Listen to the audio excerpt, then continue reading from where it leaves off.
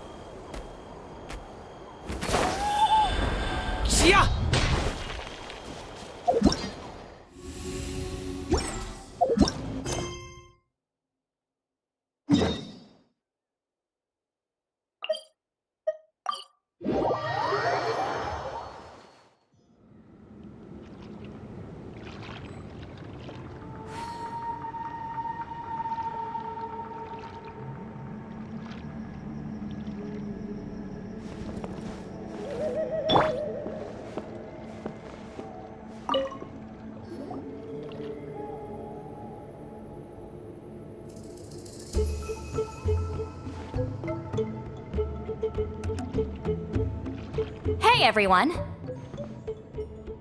Ah, Granny. You're back. So, no good news for me then? You saw right through me. The Traveler collected a lot of spirits, and I checked all of them one by one. None of them matches Leela's description. I figured. It was written all over your face.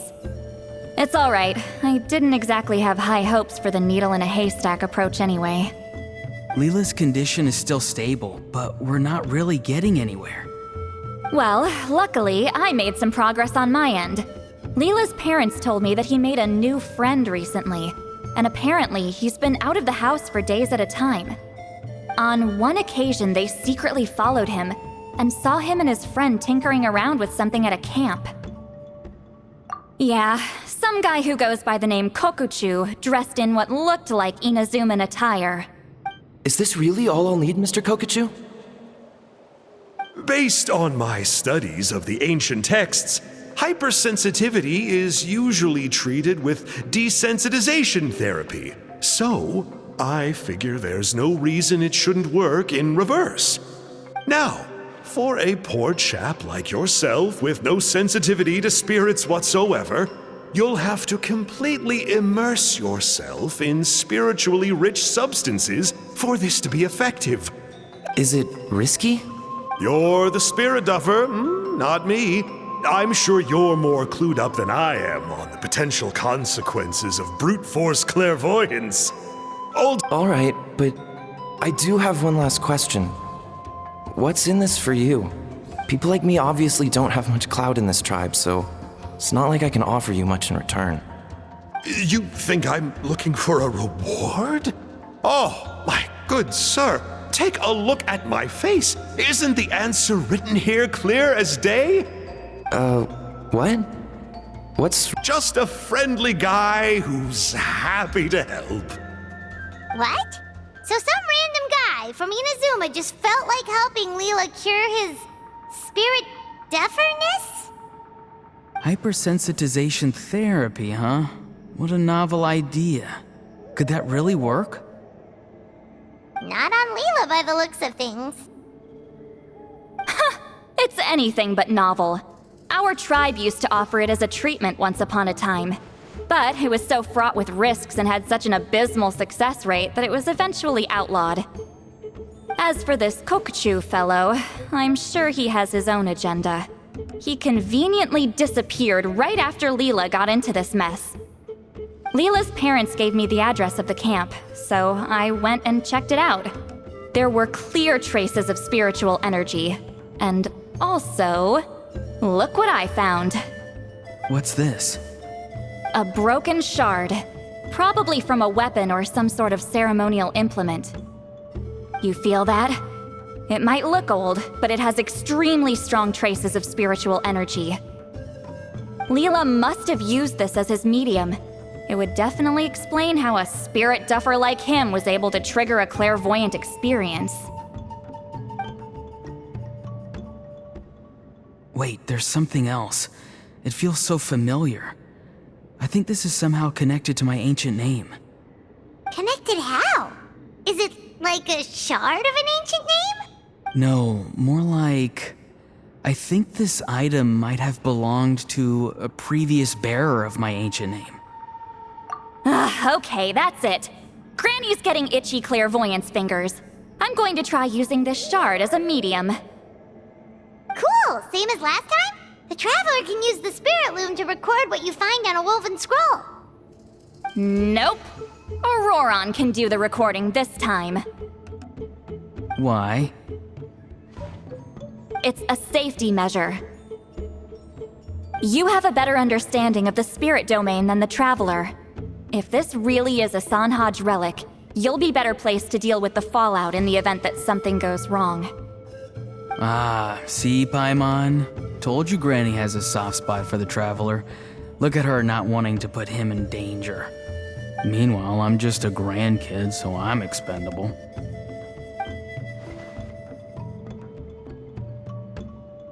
Hey, what are you blabbing on about? Sorry, Granny. I'm ready now. Then let us begin.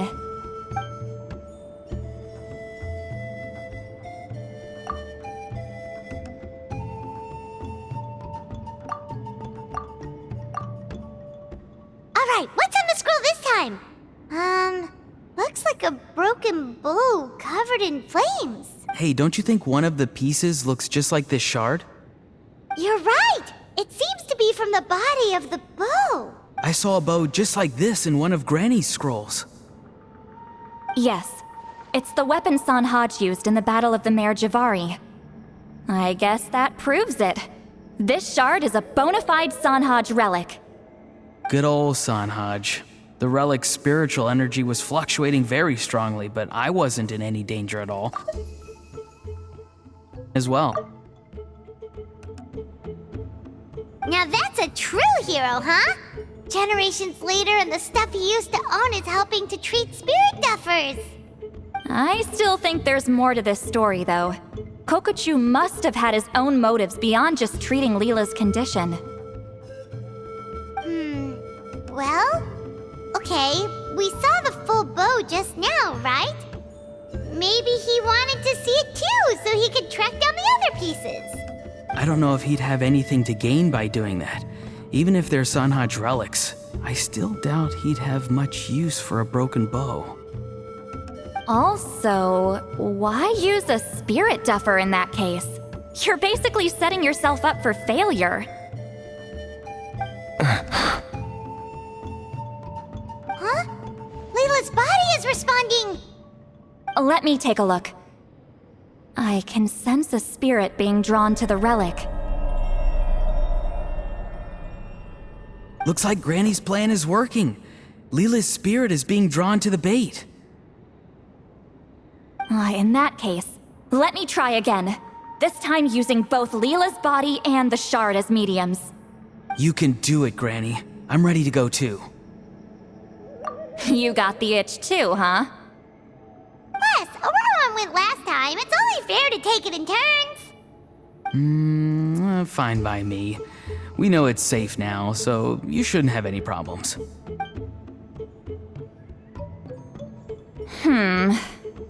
All right, if you insist.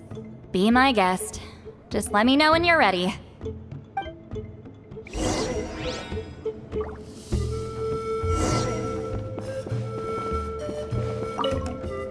Don't worry. I'm quite sure the shard is safe. There shouldn't be any danger.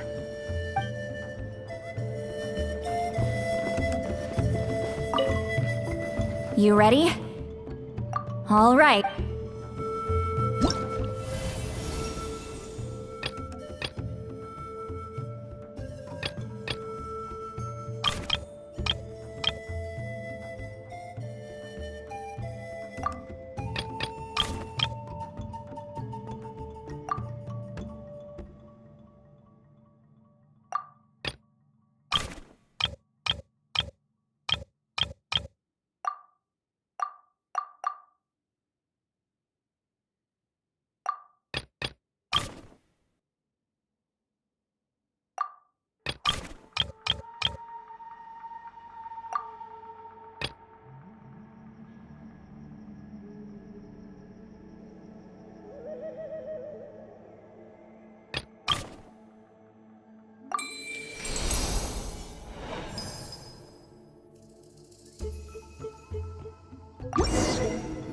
Another image has appeared!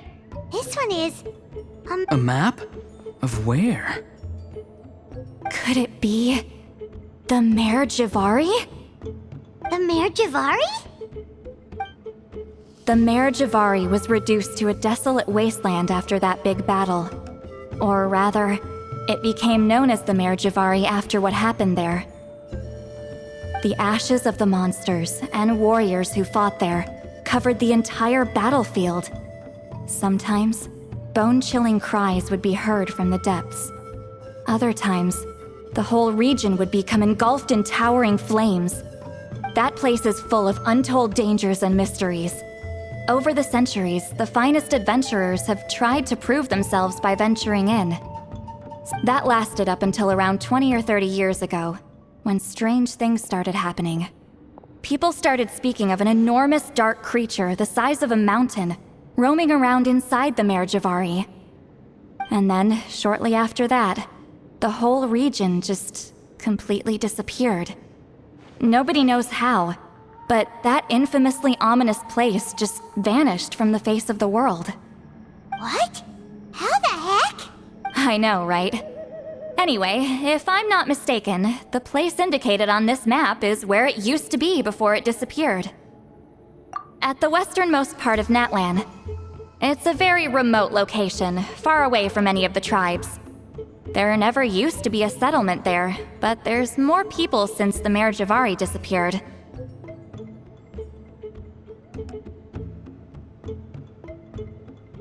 Anyway, that's just what I've heard. I've never been there myself. This is what age does to you. The older you get, the less adventurous you become. That's just an excuse. Granny's too lazy to take a trip that far away. Hold on a second. There's a spirit approaching the shard and the woven scroll. Oh, Leela's body is responding again! Quite a strong reaction this time. Does this mean what he was really seeking was the Mare Javari's location? I sense it too. There's a soul nearby. Almost a complete one. This is creeping Paimon out! Seems like the plan is working. So, can we just wake him up now? Not today. You might think bringing a spirit back into its body is like pouring water from one bottle into another, but it's far more complicated than that. I need to borrow a ceremonial sword and make some other preparations. It'll take me about 2 days. But don't worry, now that his spirit's returned, there's just one step left. Let's meet up again in 2 days.